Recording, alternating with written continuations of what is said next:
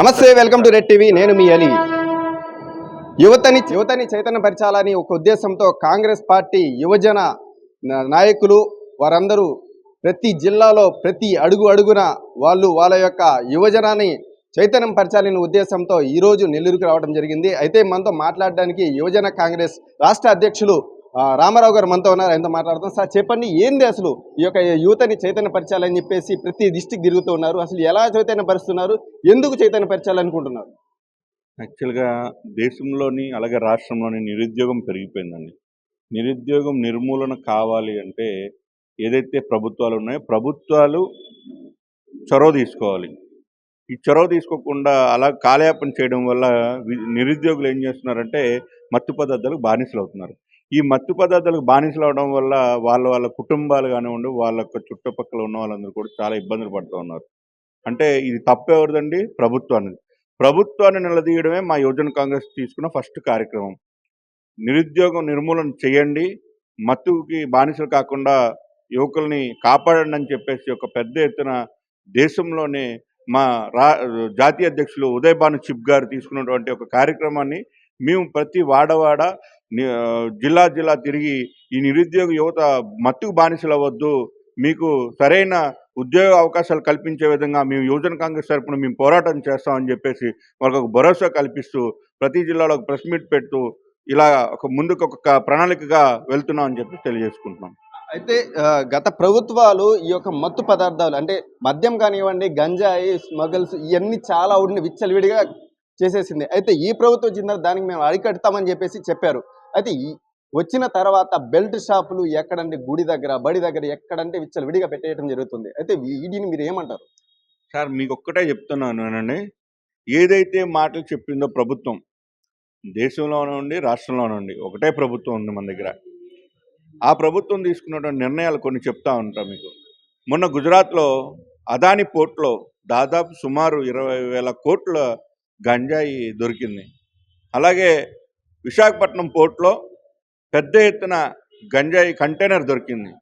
ఆ రోజు ఎలక్షన్స్కి ముందు ఏదైతే ప్రభుత్వాలు ఉన్నాయో ఆ ప్రభుత్వాలు వీళ్ళని వాళ్ళ వీళ్ళు తిట్టుకోవడం జరిగింది. కానీ ఈ రోజు వరకు అదే రోల్ మోడల్గా ఉన్నటువంటి గుజరాత్ రాష్ట్రంలో ముఖ్యమంత్రిగా చేశారు, ఈరోజు ప్రధానమంత్రిగా చేస్తున్నారు.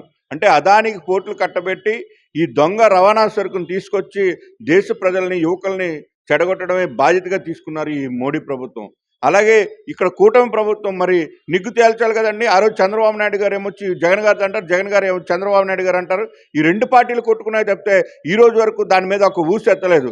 అటువంటి తరుణంలో ఈ గంజాయి ఈ పోర్టుల ద్వారా దేశం దాటి దేశాల్లోకి వచ్చి మన యువతని చెడగొట్టే విధంగా చేస్తున్నాయి ఈ ప్రభుత్వాలు. మరి ఒకటే ధర్మం అంటారు, సనాతన ధర్మం అంటారు, లేకపోతే ఇంకోటి. తిరుపతి సిటీలోని దాదాపు 130 షాపులు ఇచ్చారండి, మద్యం షాపులు. అంటే ఎక్కడున్నదండి సనాతన ధర్మం? మన హిందూ సాంప్రదాయంలో కానివ్వండి, లేకపోతే మన ధర్మంలో కానివ్వండి, మత్తు పదార్థాలకి అలాగే మద్యానికి దూరంగా ఉండు విద్యార్థులు, యువకులు అలాగే మహిళలు కూడా గౌరవంగా బతికే విధంగా ఉండాలని చెప్పి మన సాంప్రదాయం చెప్తుంది. రామారావు గారు, ఒకటి వాళ్ళు ఫస్ట్ 20 లక్షల ఉద్యోగాలు ఆంధ్ర రాష్ట్రానికి తీసుకొస్తానని చెప్పేసి నారా లోకేష్ గారు యువగలంలో చెప్పడం జరిగింది పాదయాత్రలో. అయితే వాళ్ళు మొదటిగా యువత ఇంత నాశనం అయిపోతున్నారు, ఇటువంటి ఇదిగా ఉంది. అయితే వాళ్ళు ముందుగా మద్యాన్ని ప్రియారిటీ ఫస్ట్ ఇవ్వటం, దాన్ని ఎలా చూస్తారు మీరు? కరెక్టేనండి, మన నారా లోకేష్ గారు చెప్పిన మాట కరెక్టే. 20 లక్షల జాబులు ఇస్తానన్నారు. 20 లక్షలకి సున్నాలన్నీ తీసేసి 20 లక్షలకి సున్నాలన్నీ తీస్తే ఈ రెండు జాబులు ఇచ్చారు. ఎవరికండి? నారా లోకేష్ గారికి నీట్గా ఎమ్మెల్యే అయ్యారు, ఆయన మంత్రి అయ్యారు. అలాగే పవన్ కళ్యాణ్ గారు కూడా ఎమ్మెల్యే అయ్యారు, మంత్రి అయ్యారు, ఉప ముఖ్యమంత్రి అయ్యారు. వీళ్ళిద్దరికీ జాబులు మాత్రం వచ్చాయండి. 20 లక్షలు కాదు కానీ 2 జాబులు అయితే వచ్చినాయి. అలాగే ఈ మద్యం ఏర్లై పారే విధంగా చేస్తున్నారు.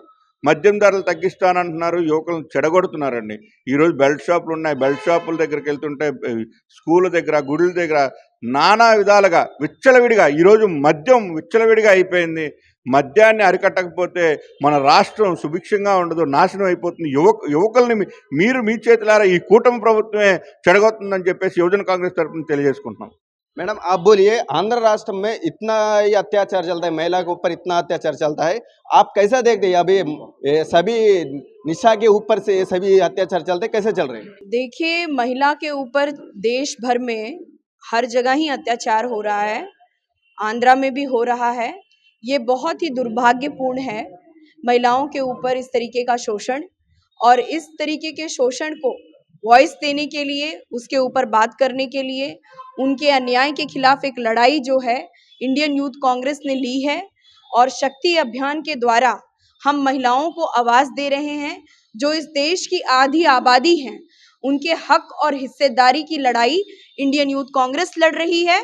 और मुझे पूरा भरोसा है, मैं पूरी उम्मीद से कह सकती हूँ कि आंध्र प्रदेश यूथ कांग्रेस भी जमीनी स्तर पर जाकर, यानी ग्रास रूट पे जाकर हमारे अनएम्प्लॉयड यूथ के लिए, और इस अभी टीडीपी गवर्नमेंट पावर में है, रूलिंग में है, उन्होंने भी काफी प्रोमिसेस किया है।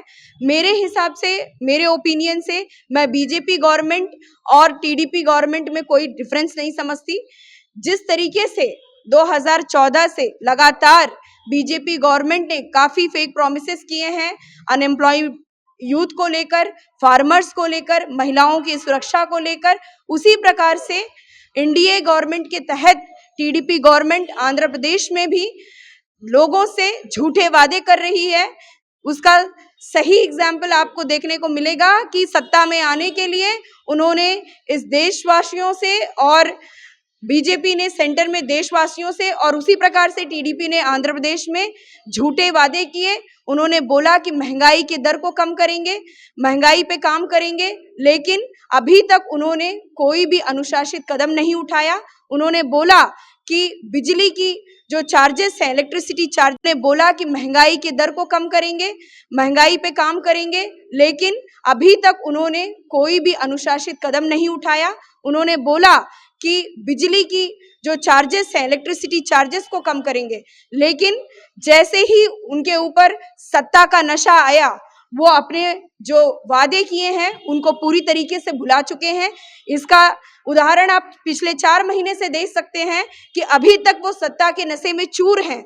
उन्होंने इस प्रदेश के, हमारे आंध्र प्रदेश यूथ कांग्रेस के लिए ही नहीं, हमारे आंध्र प्रदेश यूथ के लिए, महिलाओं के लिए किसी भी तरीके का कोई भी कार्यक्रम या किसी भी तरीके की कोई राहत या गवर्नमेंट की तरफ से कोई भी पॉलिसी अभी तक नहीं बनाई। तो definitely they are not affecting on the real issues of the people of Andhra. Madam అదేవిధంగా సూపర్ 6 పథకాలు ఆంధ్ర రాష్ట్రానికి ప్రభుత్వం రాగానే ఇస్తామని చెప్పారు. అయితే ఇప్పటికీ సూపర్ 6 పథకాలు వదిలేశారు. దాని మీద ఏమంటారు? As I told you just now कि बीजेपी गवर्नमेंट और एनडीए से रिलेटेड जितनी भी पॉलिटिकल पार्टीज हैं, for that example, for that matter TDP government, ये दोनों एक ही सिक्के के दो पहलू हैं। जिस तरीके से बीजेपी सेंटर में लोगों से झूठ बोलती है, उसी प्रकार से आपकी टीडीपी गवर्नमेंट आंध्रा में लोगों को धोखा दे रही है। इसी का नतीजा है कि उन्होंने जो 6 प्रोमिसेस किए हैं उसका अमल अभी तक नहीं हो सका है।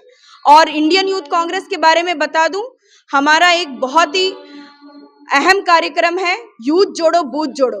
प्रति बूथ लेवल तक जाकर हम अपने यूथ से जुड़ते हैं, उनके मुद्दाओं के लिए लड़ाई लड़ते हैं। तो इस प्रकार से एक बार फिर तरीके से मजबूती से हम सब जो है स्ट्रक्चर को डेवलप करेंगे, और जो हमारे पब्लिक के इश्यूज हैं उस पे मजबूती से लड़ाई लड़ेंगे। वैसे ही तरह ये डबल इंजन का सरकार है, सभी अमल करेंगे का बोल के वो बोल रहे हैं ना, वो उसके बारे में क्या बोलेगा? देखिए, डबल इंजन की सरकार पूरी तरीके से एक धोखा और फेलियर है।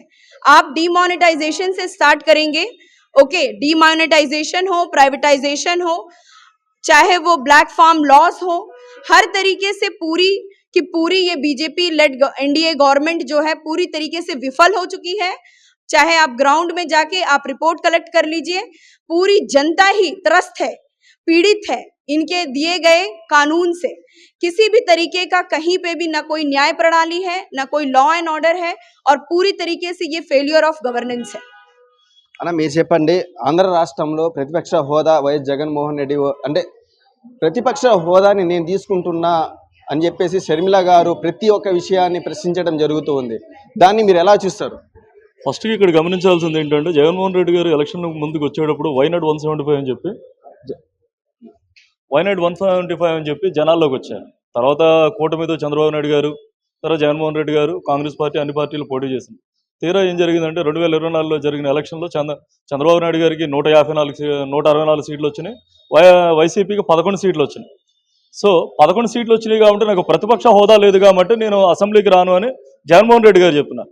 జగన్మోహన్ రెడ్డి గారికి 40% ఓట్లు అంటే 4.5 కోట్ల మంది ప్రజానికాన్ని ఈయనకి ప్రతిపక్ష హోదా ఇవ్వలేదని చెప్పి ప్రజలకు ఇచ్చిన సంక్షేమాల గురించి కానివ్వండి, ఇవాళ రైతులకు పెట్టుబడి సాయం కింద ఇవ్వాల్సిన దాని గురించి కానివ్వండి, విద్యార్థులకు ఇవ్వాల్సిన అమ్మఒడి గురించి కానివ్వండి, అన్ఎంప్లాయ్మెంట్ గురించి కానివ్వండి, ఇలాంటి విషయాలు చర్చిస్తారని చెప్పి ఒకళ్ళున్నా 10 మంది ఉన్నా 20 మంది ఉన్నా అసెంబ్లీకి వచ్చి ప్రతిపక్షం ఉన్నా లేకపోయినా ప్రజల పక్షమే ప్రతిపక్షంగా వ్యవహరించాలి తప్ప ఏదో చిన్నపిల్లడు స్కూల్కి వెళ్ళండి చాక్లెట్ కొని పెడితే వెళ్తాను అన్నట్టుగా నాకు ప్రతిపక్షం ఇస్తేనే నేను అసెంబ్లీకి వెళ్తాను, నేను ప్రతిపక్షం లేదు కాబట్టి నేను అసెంబ్లీకి వెళ్ళను, ఎందుకంటే ప్రతిపక్షం లేదు కాబట్టి నాకు మైక్ ఎవరు అంటే జగన్మోహన్ రెడ్డి గారు ఒక విషయం మేము యూత్ కాంగ్రెస్ తరఫున చాలా క్లియర్గా మిమ్మల్ని అడుగుతున్నాం.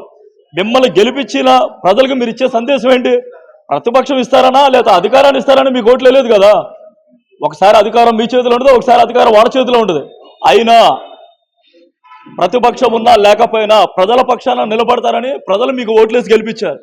94లో కాంగ్రెస్ గవర్నమెంట్కి 26 మంది ఎమ్మెల్యేలు మాత్రమే ఉన్నారు. నీలాగా ఎక్కడ పేచీ పెట్టలేదు.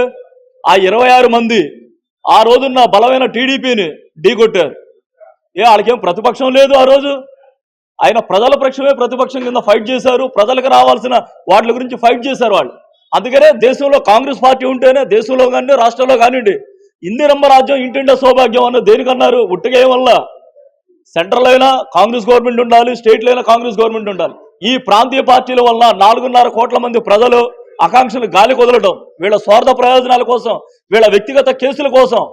ఏపీలో ఎవరు అధికారంలో ఉన్నా నరేంద్ర మోడీ డైరెక్ట్గా అధికారంలో ఉన్నట్టే. పవన్ కళ్యాణ్ ఉండండి, చంద్రబాబు నాయుడు గారు ఉండండి, జగన్మోహన్ రెడ్డి గారు ఉండండి. జగను పవను బాబు, బీజేపీ అంటే బాబు, జే అంటే జగను, పి అంటే పవన్ కళ్యాణ్. ఈ మూడు పార్టీలు ఎప్పుడు అధికారంలోకి వచ్చినా డైరెక్ట్గా బీజేపీ గవర్నమెంట్ అధికారంలో ఉన్నట్టు. ఇది పరిస్థితి. విద్యార్థులకు, యువకులకు ఒక చైతన్యం పరిచి వాళ్ళ జాబ్ ఎలా తెచ్చుకోవాలి ఏంటి అనేది ఒక ఉద్దేశంతోనే ఈ యొక్క యాత్రని ప్రారంభించామని చెప్పేసి యూత్ కాంగ్రెస్ నాయకులు చెప్పడం జరుగుతుంది.